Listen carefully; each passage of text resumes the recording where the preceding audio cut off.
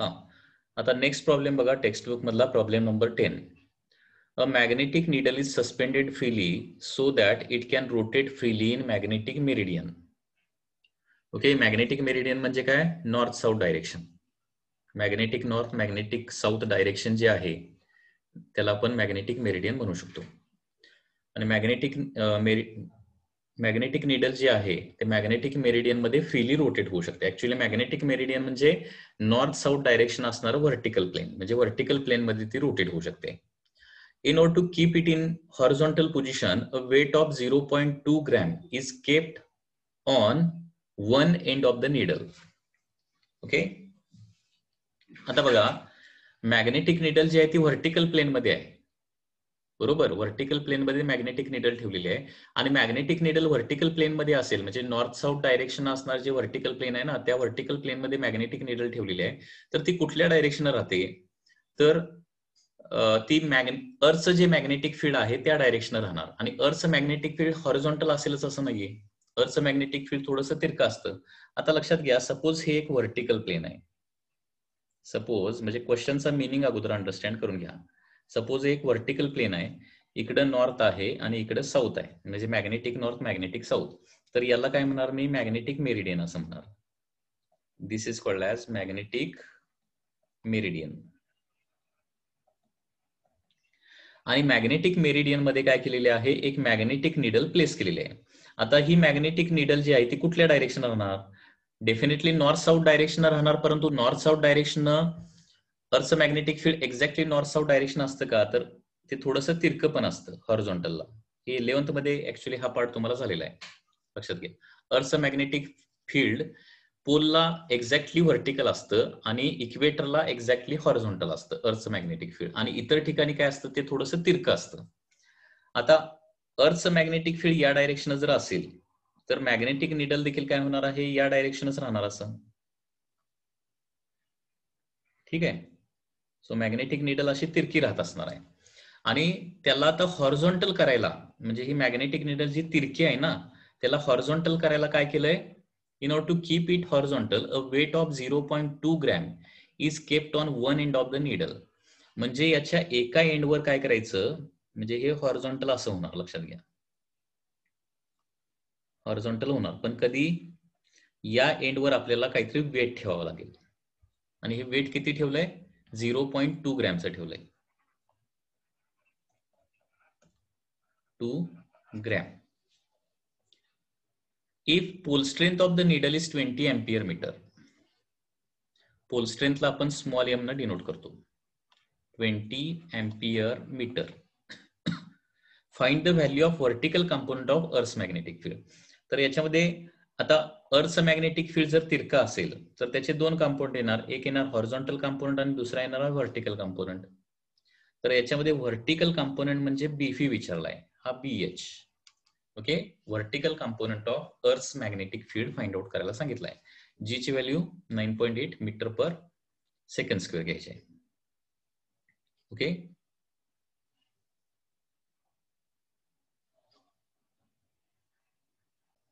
म्हणजे पुन्हा एकदा बघा, अर्थचं मॅग्नेटिक फील्ड जे आहे ते एक्झॅक्टली हॉरिझॉन्टल या ठिकाणी नाहीये, हे असं काहीतरी तिरकं आहे. हॉरिझॉन्टल हे अर्थचं मॅग्नेटिक फील्ड, अर्थच्या मॅग्नेटिक फील्डचे दोन कंपाऊंड येतात. एक जो हॉरिझॉन्टल असतो, हॉरिझॉन्टल डायरेक्शन असणारा कंपाऊंड त्याला काय म्हणतो आपण? Horizontal component. आणि व्हर्टिकल डायरेक्शन जो कंपाऊंड असतो त्याला काय म्हणतो आपण? Vertical component.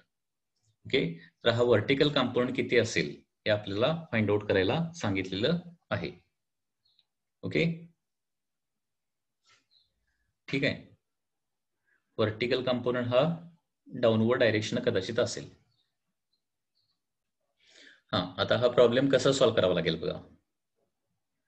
हे बघा, इथं पुन्हा एकदा मी डायग्राम काढतो. This is the earth magnetic field B. अर्थचं मॅग्नेटिक फील्ड काय आहे? B आहे. ठीक आहे. मॅग्नेटिक निडल जी आहे ती या डायरेक्शन राहायचा प्रयत्न करणार, परंतु आपण काय केलेलं आहे? मॅग्नेटिक निडलला पर्पजफुली मी काय करतो? एका बार मॅग्नेट प्रमाणे दाखवतो, जास्त कन्फ्युजन नको म्हणून. ठीक आहे. तर हा जो अँगल आहे ना, याला काय म्हणतो आपण? अँगल ऑफ डीप असं म्हणतो. हे 11th मध्ये झालेली तुम्हाला कन्सेप्ट आहे, angle of deep. Angle of deep म्हणजे काय? अर्थच्या मॅग्नेटिक फील्डनं हॉरिझॉन्टल बरोबर जो केलेला अँगल आहे ना, त्याला अँगल ऑफ डीप म्हणायचं. आता बघा, या बार मॅग्नेटची डायपोल मोमेंट किती आहे, सपोज कॅपिटल एम आहे. ओके, सपोज इकडं काय आहे, साऊथ पोल आहे, इकडं नॉर्थ पोल आहे. तर डायपोल मोमेंटची डायरेक्शन कशी असते, साऊथ टू द नॉर्थ या ठिकाणी डायपोल मोमेंटची डायरेक्शन असते. तर याच्यामध्ये आता बघा, कॅपिटल एम आणि बी याच्यामध्ये अँगल किती आहे, डेल्टा आहे. ठीक आहे. आता अर्थचं मॅग्नेटिक फील्ड काय करणार, या बार मॅग्नेटला खाली रोटेट करायचा प्रयत्न करणार, कारण अर्थच्या मॅग्नेटिक फील्डच्या डायरेक्शनच मॅग्नेटिक निडल राहायचा प्रयत्न करते ना. अर्थच्या मॅग्नेटिक फील्डच्या डायरेक्शनच मॅग्नेटिक निडल राहायचा प्रयत्न करते. त्याच्यामुळे अर्थचं मॅग्नेटिक फील्ड याला क्लॉकवाईज फिरवायचा प्रयत्न करणार, क्लॉकवाईज, आणि शेवटी बीच्या डायरेक्शननं त्या मॅग्नेटिक निडलला आणायचा प्रयत्न करणार. तर अँटी क्लॉकवाईज टॉर्क किती प्रोड्यूस करणार आहे, तर अँटी क्लॉकवाईज टॉर्क, लक्षात येते का मी काय सांगतोय, अर्थचं मॅग्नेटिक फील्ड कसं आहे, तिरका आहे, डाऊनवर्ड आहे.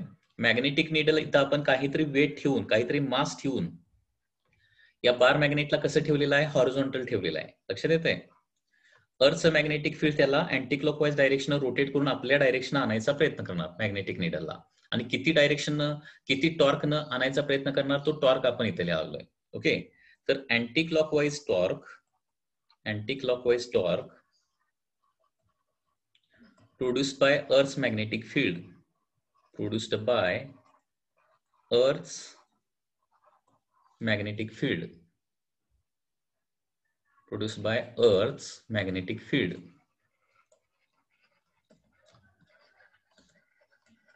किती येणार बघा, that is M B sine delta येणार, कारण त्या अँगल किती आहे, हा बार मॅग्नेट आणि मॅग्नेटिक फील्ड यांच्यामध्ये अँगल किती आहे, किंवा मॅग्नेटिक निडलचा ऍक्सिस आणि मॅग्नेटिक फील्ड याच्यामध्ये अँगल किती आहे, डेल्टा अँगल आहे. तर टॉर्क प्रोड्युस्ड बाय, टॉर्कचा फॉर्म्युला माहित आहे ना, एमबी साइन थिटा. टॉर्कचा फॉर्म्युला एमबी साइन थिटा असतो. इथं डायपोल सॉरी हे किती आहे, डायपोल मोमेंट एम आहे, मॅग्नेटिक फील्ड किती आहे, बी आहे, आणि दोघांच्या मध्ये अँगल किती आहे, साइन डेल्टा. तर एवढा जो टॉर्क आहे त्याला अँटी क्लॉकवाईज डायरेक्शन फिरवायचा प्रयत्न करणार आहे. आता त्याचबरोबर क्लॉकवाईज टॉर्क काढूया ऑल्सो. आता इथं ठेवलेलं वेट, बरोबर आहे ना, या राईट हँड साइडला ठेवलेलं वेट जे आहे ना, त्याच ते किती असणार आहे, एमजी असणार आहे. आणि एमजी काय करणार, या बार मॅग्नेटला क्लॉकवाईज फिरवायचा प्रयत्न करणार आहे. बघा, या डिस्टन्सनं काय करणार, याला क्लॉकवाईज फिरवायचा प्रयत्न करणार. Also clockwise torque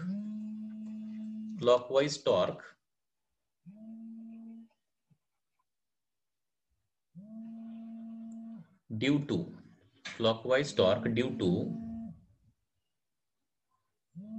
weight tau is equal to, weight न प्रोड्यूस केलेलं क्लॉकवाईज टॉर्क काय असणार आहे, mg इंटू इथून इथपर्यंतची लेंथ, समजा इथून इथपर्यंत डिस्टन्स किती आहे, एक्स आहे, एक्स. कारण टॉर्कचा फॉर्म्युला काय असतो, फोर्स इंटू परपेंडिक्युलर डिस्टन्स असतो. टॉर्कचा फॉर्म्युला काय असतो, फोर्स इंटू परपेंडिक्युलर डिस्टन्स. तर वेट जे आहे ना, राईट हँड साइडला टॉपला ठेवलेलं वेट जे आहे ना, त्याला क्लॉकवाईज फिरवायचा प्रयत्न करणार आहे. Okay, just a minute. हा, तर इथं या बार मॅग्नेटवर दोन टॉर्क, ज्यावेळी तो हॉरिझॉन्टल पोझिशन मध्ये आपण ठेवणार त्यावेळी दोन टॉर्क ऍक्ट होत असणार आहेत. एक म्हणजे अँटी क्लॉकवाईज टॉर्क असणार आहे, तो कुणी प्रोड्यूस केलाय, अर्थच्या मॅग्नेटिक फील्डनं. आणि क्लॉकवाईज टॉर्क कुणी प्रोड्यूस केलाय, त्या याच्यावर ठेवलेलं जे वेट आहे, कशावर, त्या बार मॅग्नेटवर राईट हँड साइडला ठेवलेलं जे वेट आहे ना, ते त्याला क्लॉकवाईज फिरवायचा प्रयत्न करणार आहे.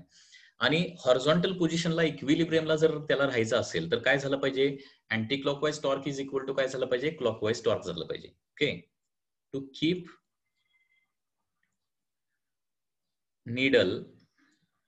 needle in horizontal position. Okay, to keep needle in horizontal position काय झालं पाहिजे, क्लॉकवाईज टॉर्क. कारण रोटेशनल मोशन कुणामुळे क्रिएट होते, टॉर्कमुळे. हे बेसिकली लक्षात ठेवा. ठीक आहे, रोटेशनल मोशन टॉर्कमुळे तयार होते. Clockwise torque is equal to anti clockwise torque. Okay, so clockwise torque किती काढलाय आपण, एम जी इंटू एक्स काढलेला आहे, बरोबर. क्लॉकवाईज टॉर्क किती काढलेला आहे आपण, एम जी इंटू एक्स काढलेला आहे. ठीक आहे, आणि अँटी क्लॉकवाईज टॉर्क किती काढलाय आपण?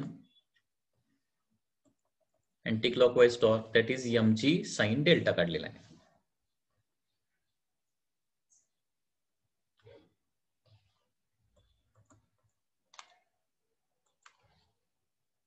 Is equal to mb sine delta.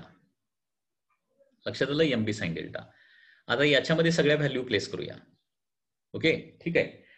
त्याचबरोबर आता हे बी साइन डेल्टा काय असतं? आता इकडे बघा, हा हॉरिझॉन्टल हे अर्थचं मॅग्नेटिक फील्ड बी आहे.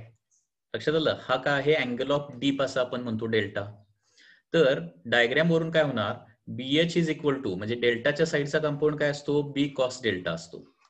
आणि डेल्टाच्या अपोजिट म्हणजे डेल्टा ज्या साईडला नाहीये तिकडचा कंपाऊंड काय असतो? बी साइन डेल्टा असतो. बरोबर? म्हणजे अर्थच्या मॅग्नेटिक फील्डचे दोन कंपाऊंड येतात. एक म्हणजे B H that is B cos delta आणि दुसरा असतो B phi that is B sine delta. इथं बी साइन डेल्टाच्या ऐवजी काय लिहितो मी? बी फी लिहितो. बट बी साइन डेल्टा म्हणजेच काय झालं? Vertical component of earth magnetic field that is B phi. लक्षात घ्या. ओके, बी फी म्हणजे काय? Vertical component of Earth's magnetic field. Okay, vertical component of Earth's magnetic field.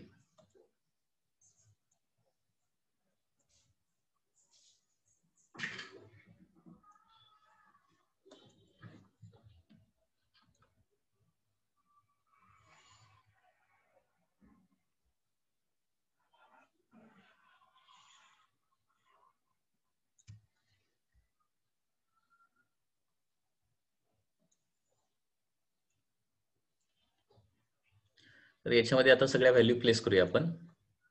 त्याच्यामुळे काय होणार बघा? M g into x is equal to capital m into b phi. आणि इथं बी फी तुम्हाला काढायला सांगितले क्वेश्चन मध्ये. Vertical component of earth magnetic field किती असेल असं विचारलं, बी फी. तर बी फी येणार आहे m g into x divided by capital m. Okay, so b phi is equal to.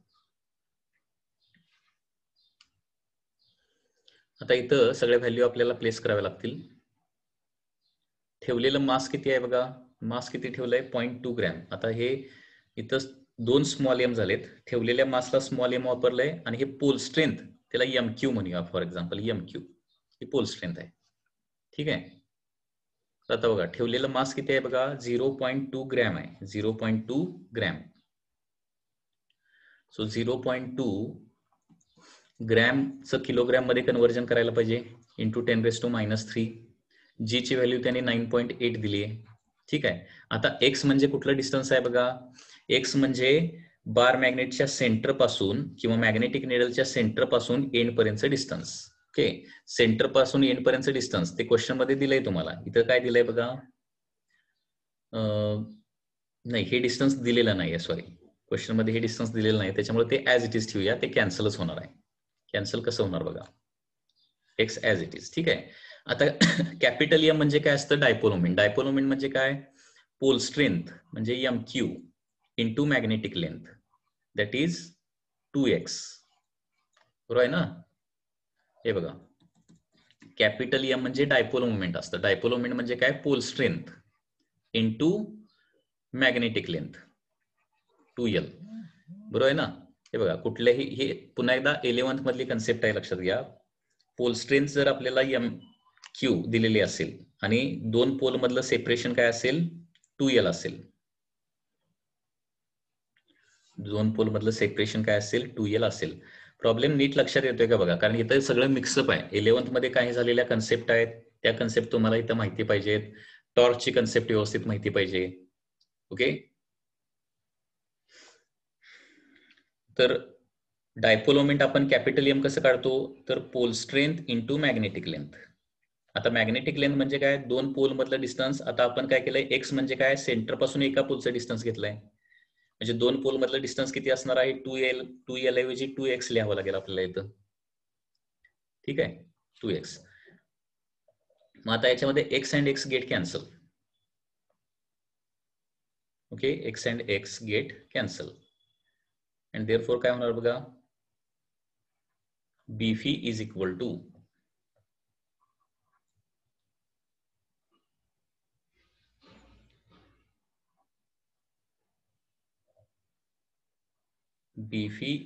To बघा आता इथे व्हॅल्यू ठेवूया 0.2 into 10⁻³ into 9.8 divided by pole strength किती दिले, 20 एम्पियर मीटर दिले. Pole strength is 20 ampere metre. 20 into x तर cancel झालेला आहे, 2 फक्त इथे राहणार. ठीक आहे, so BF is equal to 2 न 0.2 ला डिवाइड केलं तर 0.1 राहणार, परत 20 ला 2 न डिवाइड करतो 10 राहणार, 9.8 ला 2 न डिवाइड केलं 4.9 राहणार आहे, म्हणजे न्यूमरेटरला 4.9 फक्त राहणार. ओके, इंटू 10 ची पॉवरचं कॅल्क्युलेशन होणार. 0.1 म्हणजे 10⁻⁻1, 10⁻³ म्हणजे 10⁻⁻4 होणार आणि 10⁻⁻4 डिवायडेड बाय परत 10 म्हणजे 10⁻⁵. ओके, टेस्ला हा येणार आहे व्हर्टिकल कंपोनंट.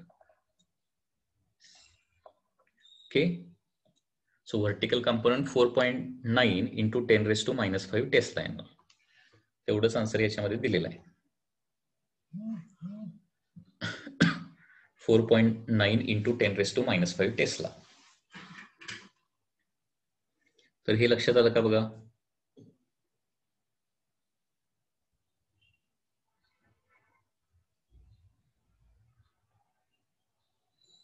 ओके,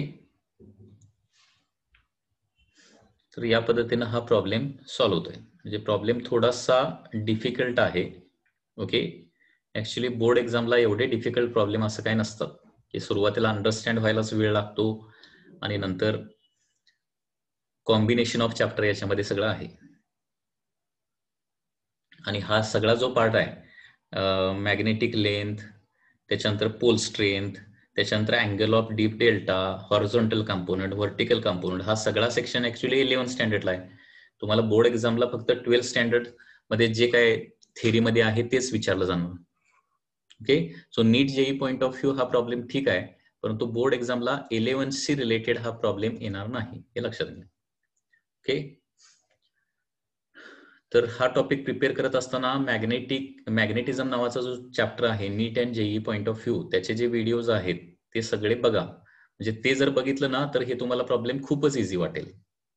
ठीक आहे, कारण हा प्रॉब्लेम सॉल्व्ह करण्यासाठी 11चा मॅग्नेटिझम जो आहे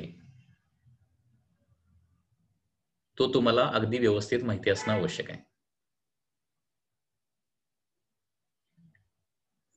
ठीक आहे, 11चा मॅग्नेटिझम जो टॉपिक आहे ना तो अगदी व्यवस्थित माहिती असणं आवश्यक आहे, तरच हे सॉल्व्ह होतं.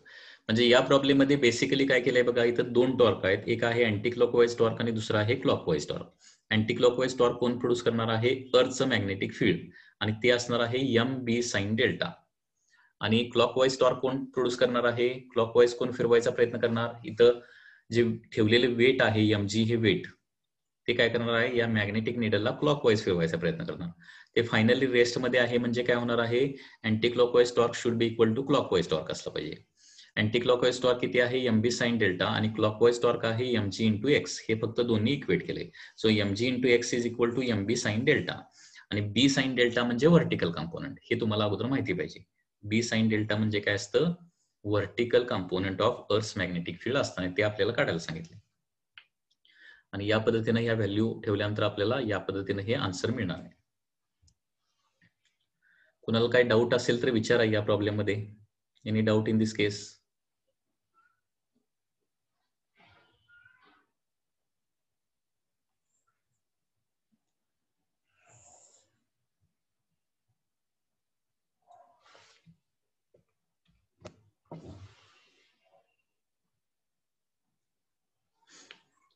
And the last problem of this chapter now.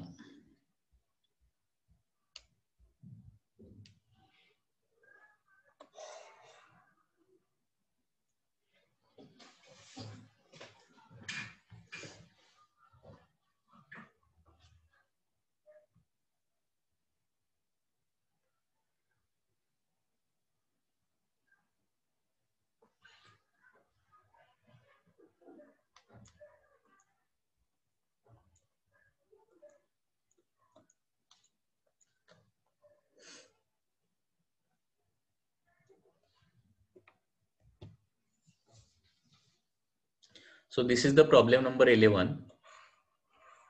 Okay, so this is the last problem of this chapter, that is magnetic materials.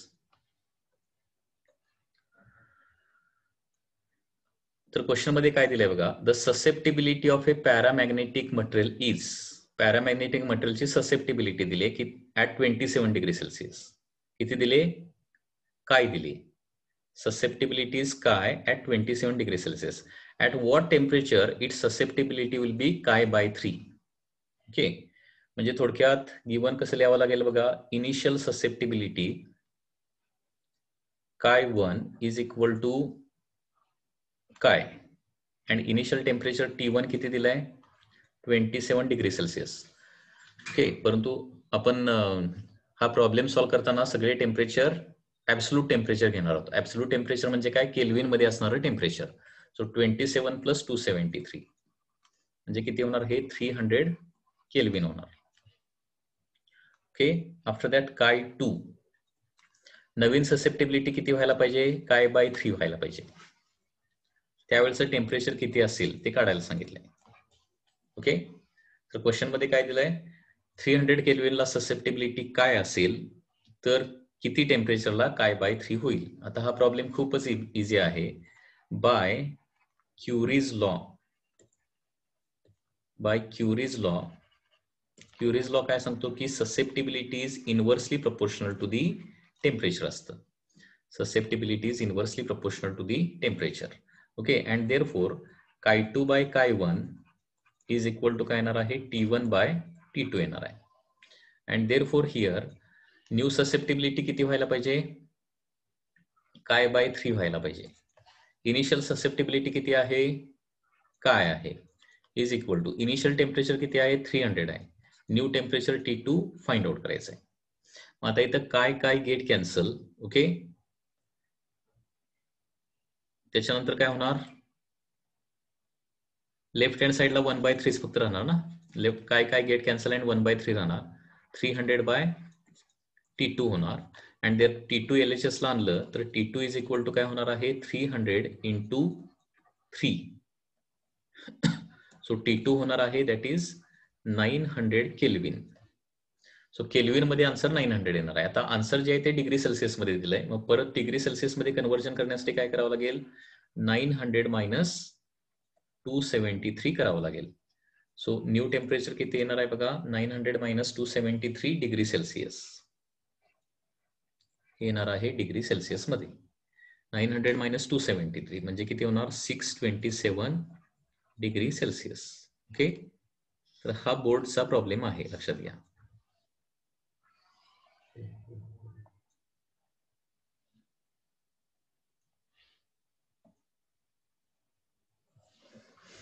लक्षात आलं. So this is the problem number 11.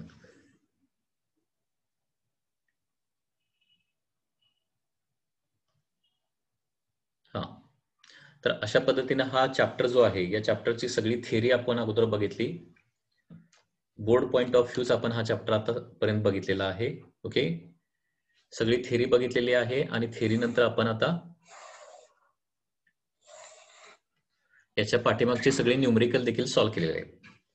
आता सगळ्यांना माझी एक रिक्वेस्ट आहे की हा टॉपिक आता तुम्ही NEET and JEE point of view prepare करायचा आहे.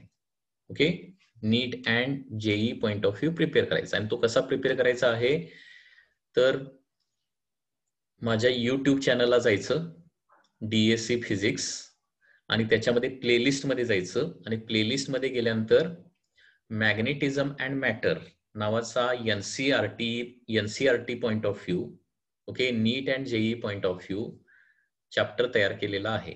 ओके, तो सगळा तुम्ही व्यवस्थित स्टडी करायचा आहे. तर तो तुम्हाला दाखवतो मी.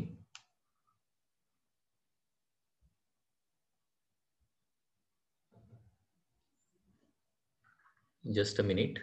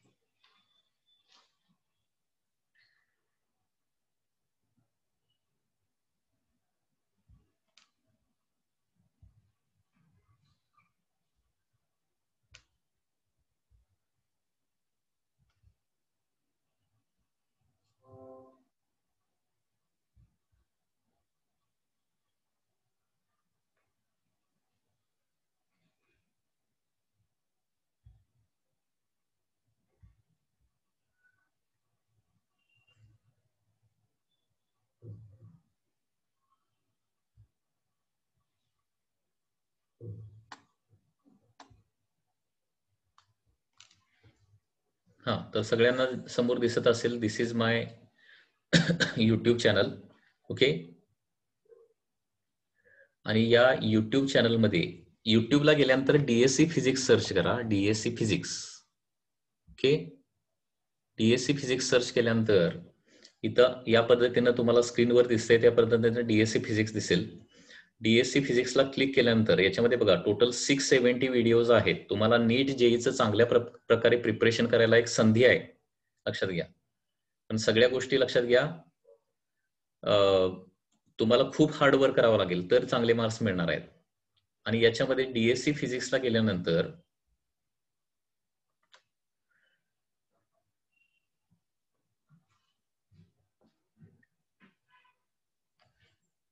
इथं तुम्हाला प्लेलिस्ट नावाचा ऑप्शन कुठेतरी दिसेल, प्लेलिस्ट. ठीक आहे, प्लेलिस्ट. तर प्लेलिस्टला क्लिक करा.